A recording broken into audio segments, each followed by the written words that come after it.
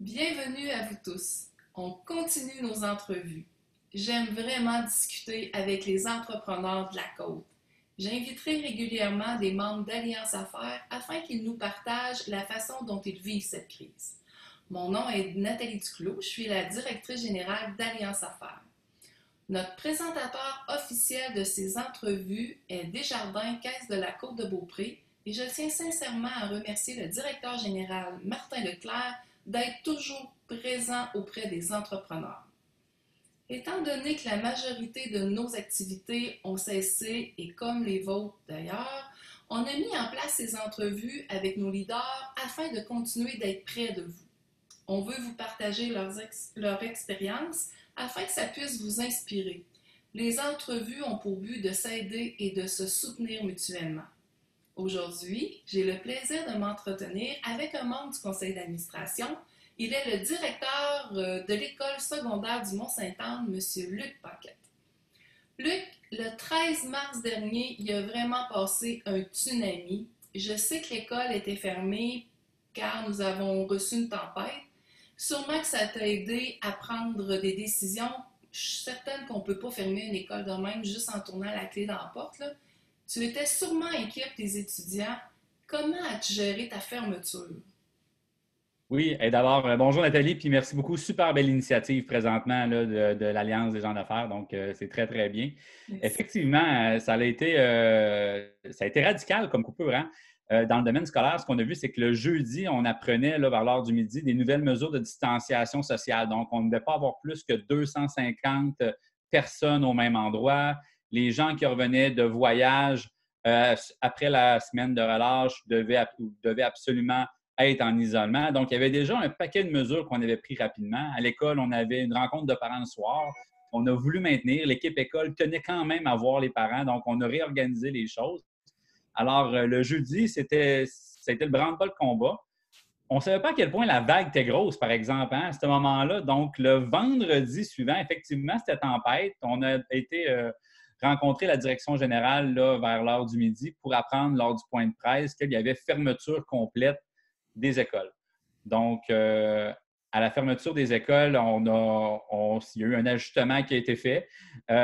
Et oui, là, les élèves étaient la première préoccupation, les enseignants, l'ensemble du personnel, parce que clairement, on veut faire attention à notre monde. En situation de crise, c'est ce qui est le plus important. Alors, on a débuté la communication. Ce qu'il faut savoir, c'est que on n'a pas eu une préparation à une crise. Hein? Donc, on n'a pas pu se préparer technologiquement à ce qui s'est passé. Je suis vraiment content. Notre équipe école avait fait des avancées spectaculaires pendant l'année. Donc, on était quand même prêt à y faire face.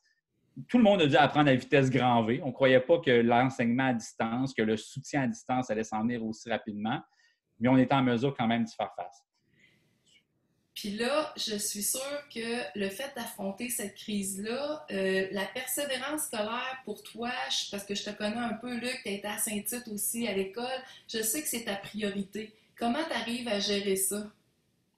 Hey, moi, je suis en éducation pour une chose, c'est les jeunes. C'est vraiment ce qui m'intéresse le plus, puis permettre de battre les inégalités sociales, de permettre à chacun de réussir. Fait qu'effectivement, c'était important. On sait que l'école, c'est gagnant, puis arrêter l'école ou arrêter la scolarisation, ça a un effet majeur sur les jeunes et nos jeunes en difficulté encore plus. Donc, on peut comparer ça à la glissade de l'été qu'on peut voir des fois. Alors oui, il fallait mettre en place des moyens, il fallait garder la communication, il fallait s'assurer que les jeunes soient bien. Donc, on a eu différentes initiatives. Donc, j'ai une technicienne en loisirs, là, Vanessa, qui a eu l'idée avec son collègue Dave de partir les défis. On voulait garder un lien avec la technologie. Les jeunes sont sur Instagram, sont sur Facebook. Donc, on voulait communiquer avec eux. Et on a mis l'ensemble de nos éducateurs aussi qui devaient communiquer au moins une fois par semaine et qui doivent le faire avec chacun de nos jeunes. Donc, on a ce contact-là. Et puis, on a commencé à pouvoir donner des leçons en ligne. Donc, sur une base volontaire, il y a de plus en plus de gens qui donnaient du matériel, donnaient du travail, faisaient la rétroaction. Donc, effectivement, on a pu s'assurer une persévérance scolaire. Ça reste un défi. Il faut aller chercher les jeunes à la maison. Certains apprécient bien le congé, mais il y a un travail qui est fait, puis de plus en plus, on va chercher davantage de jeunes. Donc, oui. J'aimerais avoir ton pouls. Comment cette crise-là va avoir transformé le milieu scolaire? Et je pense que ça va être majeur et on ne peut même pas encore tout réaliser l'ampleur. Hein. Ouais. D'un point de vue sanitaire, il y a tout l'enjeu de la distanciation sociale. Donc, la rentrée scolaire ne sera pas la même rentrée qu'on avait. L'organisation des groupes, l'organisation des cours. Donc, tout ça va clairement avoir un impact. L'enseignement en ligne, je pense que ce n'est pas pour demain ou après-demain qu'on va recommencer à avoir 32 élèves ensemble en classe. Donc, tout cet enseignement-là, la rétroaction qu'on fait aux jeunes, la poursuite scolaire, ça va être gagnant. Comment on fait pour assurer en éducation un jeune qui a des difficultés? On veut toujours donner fréquence et intensité. Donc, il faut le voir souvent avec les bonnes approches pour être gagnant. Donc là, on va se tourner sur travailler ça, mais en ligne avec les jeunes. Alors, je pense qu'au niveau de la technologie, ça va être gagnant. Au niveau de l'organisation d'école, certainement qu'il va y avoir des enjeux. Et puis, une chance qu'on a, je pense, un climat d'école puis une équipe qui est forte. Là. Je pense que dans n'importe quelle entreprise, on le sait, là, un climat d'entreprise fort permet de relever n'importe quel défi. C'est la chance que j'ai avec la gang du Mont-Saint-Anne. Donc, on va pouvoir y faire face. Mais c'est principalement les enjeux. Il y a aussi les essentiels qu'on appelle en éducation. On ne pourra pas tout revoir ce qui a été manqué. Donc, il va falloir vraiment s'assurer d'aller chercher les essentiels qui vont faire en sorte que les jeunes vont pouvoir poursuivre leur cheminement scolaire et que ça va être gagnant pour eux. Parfait. Là, je sais que vous étiez très populaire sur les réseaux sociaux. Comme tu dis, vous êtes inscrit sur Instagram, je pense, au début de l'année parce que je vous suis. Comment ça allait à l'école avant le 13 mars? Euh, ben, pour tout ce qui touche réseaux sociaux un peu, moi, c'était quelque chose de majeur. Il faut se le dire. On est peut-être une école publique, mais on est en compétition avec l'ensemble des écoles publiques de la région de Québec et des écoles privées. Donc, c'est très compétitif. Les cours, l'encadrement, la réputation d'une école, tout ça, c'est majeur. Et c'est ce que les réseaux sociaux nous permettent. Hein. On peut projeter notre image, mettre en place, excusez, notre branding, mais qui on est. Et c'est d'utiliser. Donc, nous, on avait mis le pied sur l'accélérateur là, dès le début de l'année là-dedans, donc c'était gagnant. OK. Et puis, on avait on travaillait très, très fort sur le lien avec les jeunes, notre collaboration école-famille. Ça fait partie de notre projet éducatif. Donc, on était sur une lancée. On appelle ça la vibe SMSA. Là. Il y avait quelque chose de vraiment plaisant. Ça s'arrête, mais on se rend compte qu'on est capable de poursuivre d'une autre manière. Donc, c'est vraiment le défi, c'est de poursuivre sur une lancée. Il y a un paquet d'entrepreneurs qui le vivent aussi, qui étaient en pleine croissance et boum, c'est un frein, mais comment on peut je pense qu'il faut toujours changer une situation frustrante en possibilité d'enseignement. Donc, c'est un peu ça qu'on fait présentement. Là. Puis, est-ce que les petits vikings, je les appelle les petits vikings parce qu'on a eu quelques dîners réseau ensemble, mais je pense qu'il y a des grands vikings Ouais. aussi. Ça m'a l'air d'être ta gang de leaders de l'école. Ça se peut-tu? C'est-tu eux qui...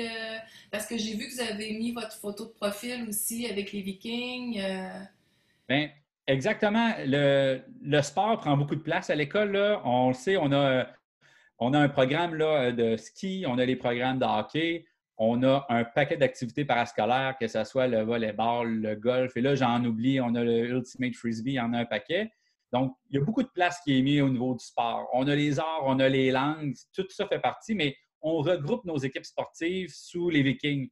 Et ça aussi, un gros travail qui avait été fait cette année. Là, on a lancé notre premier tournoi de golf aussi. Donc, de mettre ces Vikings-là, un peu l'idée des collèges américains, là, de prendre le logo et de le rendre plus grand. Vous allez voir, on va avoir quelque chose à l'école là, à la rentrée scolaire aussi. Donc, oui, on voulait utiliser ces jeunes-là puis poursuivre cette lancée. Donc, l'idée aussi là, de ce qu'on fait ajouter à notre profil Facebook. Donc, ça revenait d'aller chercher l'image des Vikings puis de la mettre. Et c'est tout le sentiment d'appartenance. Hein? Il y a des études là, qui ont démontré que les jeunes, ce qu'ils aiment le plus, c'est leurs réseaux sociaux puis les activités parascolaires. Donc, on fait un travail immense pour rendre les cours intéressants puis améliorer l'apprentissage, mais on ne peut pas mettre de côté cette préoccupation-là qu'ils ont pour les jeunes. Donc, on voulait garder ça. On a même notre Parlement étudiant qui a pu siéger virtuellement aussi. Donc, on continue à prendre des actions puis à faire avancer les choses. OK. Je reviens à ton tournoi de golf qui devait avoir lieu en juin. Est-ce que c'est annulé ou tu attends les directives du gouvernement? Non, on a annulé. Il y a deux gros OK, événements. Là. annulé. Le tournoi de OK. golf qui était une première, on a dû annuler. Donc, c'est que partie remise. Là. C'est certain qu'on va refaire ça l'année prochaine.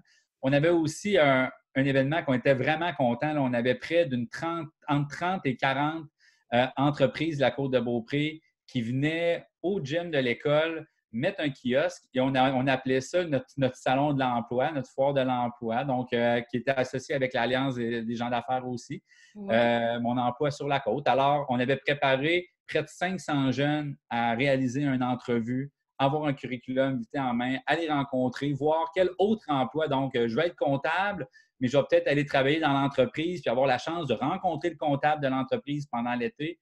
Tout ça devait être mis en place. Donc, c'est des belles initiatives qui, malheureusement, pourront pas avoir lieu cette année, mais clairement, on va remettre ça. Là. Je pense que la réponse, autant des entreprises que des jeunes, que des parents, il y avait un sentiment de fierté. Là.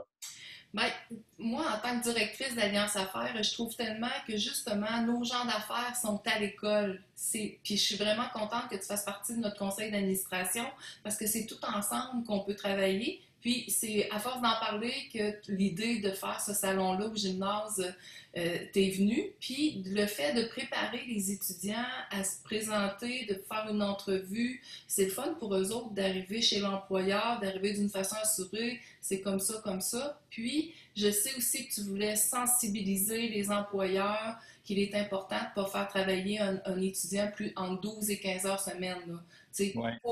pour avoir la persévérance scolaire. Fait que ça aussi, je sais que tu avais fait une approche là, auprès des employeurs. Tout à fait. Deux choses exactes. Il y a très longtemps, on était en pénurie d'emploi, mais Oui. le temps va vite. Mais exactement. Et puis, il commençait à avoir des enjeux aussi. Là, donc, on ne peut pas demander à un jeune de travailler 35 heures puis de réussir ses études. Donc, on voulait utiliser l'événement comme vecteur là, pour partager l'information. Et je pense aussi qu'il y a une fierté importante sur la côte. Pour avoir fait 3 écoles maintenant, les gens sont fiers et veulent garder leur monde. Puis pour dire, OK, on a des emplois intéressants ici, pourquoi qu'on envoie les gens à Québec? Bien, de permettre à des jeunes de faire des racines de certaines entreprises, de voir qu'ils vont pouvoir peut-être, oui, commencer avec un emploi d'été, mais qu'avec les études qu'ils vont faire par la suite, par leur chemin, que ce soit un DEP, que ce soit à l'année collégiale, que ce soit à l'université, ils vont pouvoir poursuivre et grandir dans des entreprises de la côte, contribuer à cette vie économique-là, puis en plus, avoir la chance d'habiter un milieu là, qui est de toute beauté. Oui, c'est vrai, c'est vraiment le fun. Bravo. En tout cas, j'ai hâte que ce fameux salon-là ait lieu. C'est certain qu'on va travailler ensemble. J'aimerais savoir, Luc, comment tu te prépares à rebondir, parce que là, on voit qu'il y a une certaine pression du gouvernement afin que les écoles ouvrent. Moi, dans ma famille, j'ai des petites filles qui ont la fibrose, puis justement, leur mère a rencontré le médecin hier. Puis, même les médecins sont d'accord là, que les enfants retournent à l'école, mais de le faire d'une façon intelligente. Puis, je pense qu'il y a beaucoup de gens aussi, il y a beaucoup de familles qui ont un enfant qui est plus fragile au niveau des poumons ou, tu sais, les asthmatiques et tout. Puis, je trouvais ça le fun que le médecin conseille à ma soeur, oui, mais il y a une façon de faire l'entrée scolaire. Première journée, les petits-enfants vont trop être contents de se voir, ça va être difficile de leur faire respecter la distanciation sociale. Deuxième journée, ça va être mieux, mais la troisième journée, là, envoie tes filles à l'école. Fait que toi, de ton côté, ça doit être un peu la même façon aussi pour ces enfants-là qui sont fragiles, de la façon qu'ils vont être intégrés. Hey, vraiment, hein, je pense que faire attention de notre monde, nos élèves, le personnel, je pense que c'est la priorité pour tout le monde là, présentement. Donc, ça va l'être. C'est certain qu'on va être en attente de directives. Pour le moment, on sait qu'il y a un plan qui se prépare. On n'a pas davantage d'informations. Sauf que, clairement, c'est pas tout. Vous parlez de votre nièce. Clairement, elle ne pourra pas rentrer en même temps que l'ensemble des jeunes. Là. C'est bien beau qu'on va vouloir avoir la distanciation sociale, mais ça reste des enfants. D'un autre côté, ça reste des adolescents. Fait que les mesures vont être mises en place. On va être strict sur les directives qui nous sont demandées. On va faire preuve d'innovation pour rendre le tout cohérent dans un milieu scolaire.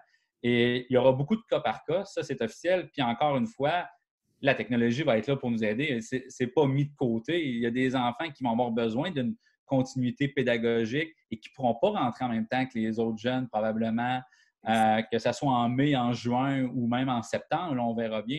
Donc, il faut être prêt à rebondir, je pense, sur la capacité d'innovation puis d'organisation des milieux pour ouvrir la porte au plus grand nombre de gens qu'on va avoir le droit et qu'on va pouvoir avoir. s'assurer de donner un produit de qualité, qui est chez nous, c'est l'éducation, donc une éducation de qualité qui va être donnée, et faire en sorte de pouvoir pallier aussi aux situations qu'on va avoir des jeunes qui ne pourront pas venir en classe ou qui ne pourront pas tous être là au même moment, qui vont avoir besoin de plus que ce qu'on peut offrir pour le moment, comment on peut pouvoir le mettre en place. Donc, cette capacité-là à rebondir va venir, je pense, de la force de l'équipe qui est déjà présente, des directives qui vont venir, puis l'amalgame qu'on va faire en ça pour offrir là, quelque chose qui va répondre aux besoins de tout le monde. Puis ça, je pense que les parents vont être rassurés. Mais là, déjà, les gens qui nous entendent en entrevue vont être contents d'entendre ces directives-là. Les enfants vont être rassurés aussi parce que j'ai ça, mon neveu, mes nièces, ils ont hâte de retourner à l'école. Fait que, mais ça va être fait d'une certaine façon qui va faire que ça va reprendre, mais avec les bonnes directives. Exact. Puis on a déjà eu une soirée là, où on a organisé des rencontres. Là, les parents pouvaient se joindre à mon équipe de direction et de professionnels pour répondre à des questions. On communique. On va en voir encore là, la même chose parce que ce qui est vraiment là, une de mes préoccupations, c'est de donner l'information claire et précise. On reçoit, nous, de l'information qui change, un peu comme les entreprises ont un peu tout le temps. Maintenant, ce que nous, on donne doit être beaucoup plus directif puis s'assurer qu'on est sur la bonne route, là, que ça se tient, que c'est clair. Donc, on va continuer à avoir cette communication-là avec nos gens. Fait que là, tu as eu quand même un petit peu de temps libre, Luc, parce que tu es en télétravail à la maison. T'as-tu fait des choses spéciales, toi, pendant le confinement avec ta famille? Oui, le travail n'arrête pas, là. Honnêtement, ça va beaucoup. Mais oui, quand on ne travaille pas, là, il y a un temps de qualité en famille. À un certain point, il faut voir ce qui peut sortir de positif de cette situation-là. Puis je pense les entraînements à la maison avec les jeunes, on n'a jamais fait autant de vélo que ça, puis on n'a même pas encore là, au mois de mai. Là. Donc, il y a un paquet de sports qu'on fait avec les jeunes, puis l'école à la maison, que de temps en temps, ça peut être le fun puis drôle. D'autres fois, ben, c'est comme la majorité des parents. Il faut motiver nos jeunes à le faire. Mais oui, donc, on a fait du géocaching aussi là, avec une application Internet dans la municipalité en marchant, puis on va trouver des endroits. Donc, je Okay. pense qu'il faut voir là, ces beaux côtés-là. Il y a du positif là-dedans. Fait que ce géocaching-là nous amène à visiter notre municipalité, à visiter notre coin, parce que cet été, c'est ce qu'on va faire, vu qu'on ne pourra pas voyager à l'extérieur, on ne pourra pas se prendre l'avion, tout ça. Fait que les entreprises de la Côte-de-Beaupré ont besoin qu'on visite leur entreprise, les commerces, puis tout ça. Fait que déjà là, toi, tu as commencé là, avec ton géocaching à visiter les entreprises. Je pense que j'ai une jeune famille. On va être en attente de toutes ces activités-là qui vont être offertes de manière sécuritaire, qu'on sait qu'on ne mettra pas nos enfants en danger, mais qu'on va pouvoir sortir de la maison pour faire quelque chose d'agréable puis encourager une entreprise locale. Je pense que excusez l'anglicisme, mais ce mindset-là est entré chez plusieurs personnes. Donc, il y a une belle opportunité là, pour nos entreprises de la région. Ça, c'est clair. OK. On est en télétravail, vous venez d'entendre ma sonnette de porte, je m'excuse, là, ça l'a... on ne sait pas qu'est-ce qui peut arriver. Luc, ça serait quoi ton message en conclusion? Je pense que le message pour conclure, on vit une situation qu'on n'a jamais vécue, c'est frustrant, ça peut être fâchant, ça peut être choquant, ça peut être décourageant, mais il va sortir quelque chose de bien de ça. Puis je pense que ce que je regarde pour l'école, ça ne sera pas la même école. Il y a des pratiques qui vont changer, il y a de l'innovation, il y a une nouvelle manière de faire, il y a un lien encore plus important qu'on va pouvoir créer. J'appelle ça la famille ESMSA. Mais je pense que cette famille-là, les gens ont hâte de le retrouver, puis ça va être gagnant. Donc, soyons juste prêts. Puis, message aux élèves, lâchez pas, on vous envoie, il y a du travail qui est donné, le personnel est là pour vous. Allez-y, avancez, perdez pas les acquis, c'est important. Puis, s'il y a quoi que ce soit, contactez les gens de l'école, eux vous contactent chaque semaine. Aux parents, si vous avez besoin d'aide, de conseils, faites appel à nos professionnels, à nos TES, à nos enseignants. On est là pour vous à 100 000 à l'heure. Good! Hey, super, Luc. Merci beaucoup pour ta disponibilité, pour cette belle entrevue. Je suis vraiment fière de toute cette belle école-là, puis je te souhaite un bon succès. Hey, c'est gentil. Belle initiative encore. Merci, Nathalie.